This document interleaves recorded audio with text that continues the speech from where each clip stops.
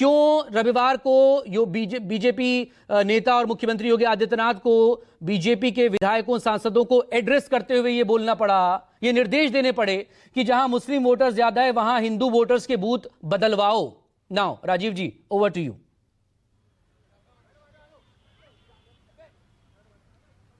देखिए, चुनाव के दौरान ये सब बातें कही जाती हैं, करी जाती हैं। मकसूद मेरा पहले दिन से यह मानना है, मैं बिहार में भी था और मैं बंगाल में भी था, एसआईआर की जो प्रक्रिया है उसको लेके आम जनता के भीतर कोई संशय, कोई शक, कोई सुबह की स्थिति देखी गई हो, ऐसा ना बिहार में था ना ऐसा बंगाल में था। हाँ, जब एसआईआर शुरू हुआ तो 2-3 दिन जब वो 11 दस्तावेजों की बात थी और जब सुप्रीम कोर्ट में लड़ाई लड़ी गई और जब आधार कार्ड उसमें जोड़ दिया गया, उसके बाद आम लोगों के दिमाग में एसआईआर को लेके स्थितियां उस तरीके की नहीं है जैसी नेताओं के दिमाग में या जैसी चर्चा होती रहती। 58 लाख वोटर अभी कटने की बात बिहार में कही जा रही है, इससे ज़्यादा तो 65 लाख वोटर बंगाल में कही जा रही है, 65 लाख वोटर बिहार में कटे थे। एक बात मैं सिर्फ इतनी कहना चाहता हूँ बंगाल के मामले में कि ममता बनर्जी बहुत ही चतुर राजनीतिज्ञ हैं। मैं लगातार अगर दिल्ली में बैठे लोग और मीडिया में जो बहस होती है उसको देख करके अगर आपको लगे कि ममता बनर्जी एसआईआर से बहुत परेशान है या जो बातें वो कहती हैं, आप कोलकाता जाएं, आप पश्चिम बंगाल जाएं, एसआईआर के दौरान मैं वहाँ पर गया था, हर 50, 100, 150 मीटर पर, मैं बार बार ये बात कई बार कह चुका हूँ, हर 100, 150, 200, 500 मीटर पर आपको टीएमसी का एक बूथ मैनेजमेंट करते हुए और वहाँ पर एक हेल्प डेस्क, वहाँ पर मतदाताओं के घर, और मैंने देखा कि टीएमसी के कार्यकर्ताओं ने वोटरों के घर घर जा कर के उन्हें इस बात के लिए एसआईआर फॉर्म भरने के लिए, और जितने उनके कोलकाता में या शहरी इलाकों में पार्षद थे, जितने उनके काडर के लोग थे, पार्टी के ऑफिसेस थे, हर जगह उन्होंने एसआईआर फॉर्म का पूरा एक प्रोफार्मा लगा रखा था। बीएलएस का, अपने बीएलएस का, पार्टी के, और बीएलओस का जो सरकारी थे, सबका मोबाइल नंबर, सबका डिटेल हर जगह, और मैंने इसको रिपोर्ट भी किया था। तो अगर आप जमीन पर देखें तो टीएमसी ने सारे कील कांटे दुरुस्त किए थे एसआईआर की प्रक्रिया को। लेकिन अगर आप ममता बनर्जी के बयानों को देखें, मैंने खुद देखा 10,000 बीएलएस जो उनके एजेंट थे, जो बूथ लेवल एजेंट थे, उनको कम से कम अभिषेक बनर्जी ने 2 बार सारे को वर्चुअली संबोधित किया, सारे को बताया। और ये जो बयान अभी आप दिखा रहे हैं, ये भी ममता बनर्जी ने बीएलएस की मीटिंग में ही बोला है, और वो लगातार ये बात कहती जा रही हैं, और उन्होंने अपने कील कांटे पूरा दुरुस्त किया हुआ है। आज भारतीय जनता पार्टी के लोग भले ही ये बात कह रहे हैं कि एसआईआर से ममता बनर्जी बहुत घबराई हुई हैं और ये है वो है, ऑब्जर्वर के लिए वो शुरू होने से पहले ही माहौल बना लेती हैं। मैं आपको बताऊं, यही भारतीय जनता पार्टी के जो नेता हैं जिनका अभी आपने बाइट दिखाया, ये खुद ही पश्चिम बंगाल के चुनाव आयोग कार्यालय गए थे जिन दिनों मैं था, और वहां पर जाकर के इन्होंने 28 और 29 नवंबर 2 दिन का जिक्र किया कि कैसे 1.25 करोड़ फॉर्म 2 दिनों में ही भर दिए गए, और किस तरीके से बीएलओज जो है वो पश्चिम बंगाल की सरकार के दबाव में काम कर रहे हैं। इलेक्शन कमीशन इसका संज्ञान ले। अब मजेदार बात यहीं से शुरू होती है।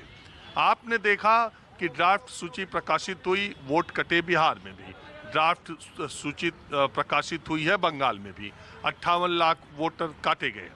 अब इसमें जोड़ने और घटाने का काम अब इलेक्शन कमीशन आगे कैसे करता है, ये देखने वाली ज्यादा जरूरी बात होगी। क्या उसकी प्रक्रिया बिल्कुल वही होगी जो बिहार में थी, या उसकी प्रक्रिया बिहार से अलग बंगाल में होगी? ममता बनर्जी ने कल ये बात कही है, और एक बड़ा जो चीज अभी चर्चा में नहीं है, लेकिन आने वाले दिनों में आप देखिएगा इलेक्शन का टोन टेनर ममता बनर्जी किस तरह से सेट कर रही हैं।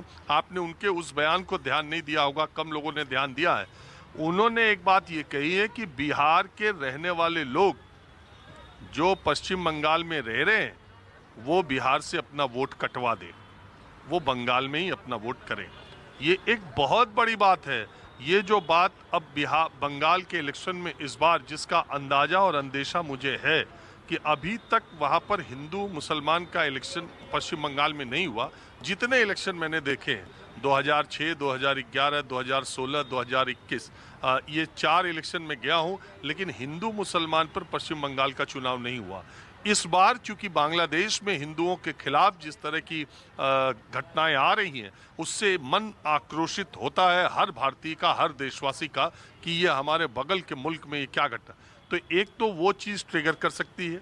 दूसरे, SIR होने के बाद जो बांग्लादेश घुसपैठिए जा रहे थे, गए, मैंने वो भी दिखाया, मैं बॉर्डर पर गया था। तो ये सब चीज़ें थोड़ा उस तरफ ले जा रही हैं। लेकिन इसमें दिक्कत कहाँ से आ गई, एक और, मतुआ समाज के लोग जो हिंदू हैं और जो शरणार्थी हैं, उनके कागज पत्तर और SIR को लेकर के भी बड़ा उनके भीतर एक डर सा समाया हुआ है। और ममता बनर्जी ने उनके उस भावना का को इनकैश करने के लिए या उनके साथ राजनीतिक रूप से खड़े होने के लिए उसी मतुआ समुदाय जो बांग्लादेश से ही आए हुए हैं और बांग्लादेश के बॉर्डर पर है, वहाँ पर उन्होंने 3 किलोमीटर की यात्रा की और मतुआ समाज के लोगों से कहा कि आप बिल्कुल डरने वाली बात नहीं, आप, जबकि वो टोटली, मतलब मेजॉरिटी में अगर आप देखें 6 से 16% जो 2014 में बीजेपी का वोट बढ़ा है, उसमें एक बहुत बड़ा कारण मतुआ समुदाय का है। SC समाज से आते हैं और 25% के आसपास, मतलब उनकी कम से कम 25-26 विधानसभा सीटों को प्रभावित करने की उनकी राजनीतिक हैसियत है और उसमें भी सेंधमारी की कोशिश ममता बनर्जी ने की है। तो ये जो चुनाव है, इसको आते आते बंगाली गैर बंगाली की तरफ, हिंदू मुसलमान की तरफ, बांग्ला स्पीकिंग की तरफ, मूल निवासी की तरफ, जैसा आपको याद होगा त्रिपुरा के चुनाव में भी एक इस तरह की बात आई थी। तो अब इलेक्शन अलग अलग तरीके से जा रहा है और ममता बनर्जी, मेरे याद में, मेरे देखने में, पहली बार उन्होंने कहा है कि बिहार में रहने वाले लोग अगर बंगाल में रहते हैं तो बिहार में अपना वोट कटवा लें। तो ये इलेक्शन किस तरफ आगे जा रहा है। और बंगाली प्राइड देश में 2 ही राज्यों में, जिन 2 राज्यों में प्राइड की बात है, वैसे तो हर राज्य को है, लेकिन बंगाली और मराठी प्राइड बहुत मैटर करता है और वो बंगाली प्राइड को ममता बनर्जी अपने से जोड़ के देखती हैं। और दूसरी तरफ बीजेपी में जो भी नेता है वो या तो TMC से गए हुए हैं और जो बीजेपी के मूल हैं उनकी अभी उस तरह से पैन बांग्ला अभी उनकी पहुंच या पहचान नहीं है। भारतीय जनता पार्टी पूरे तौर से, वैसे तो पूरे देश में, लेकिन बंगाल के इलेक्शन में पूरे तौर पर प्रधानमंत्री नरेंद्र मोदी के करिश्मे पर टिकी हुई है। राजेश जी प्लीज मेरे साथ बने रहिएगा।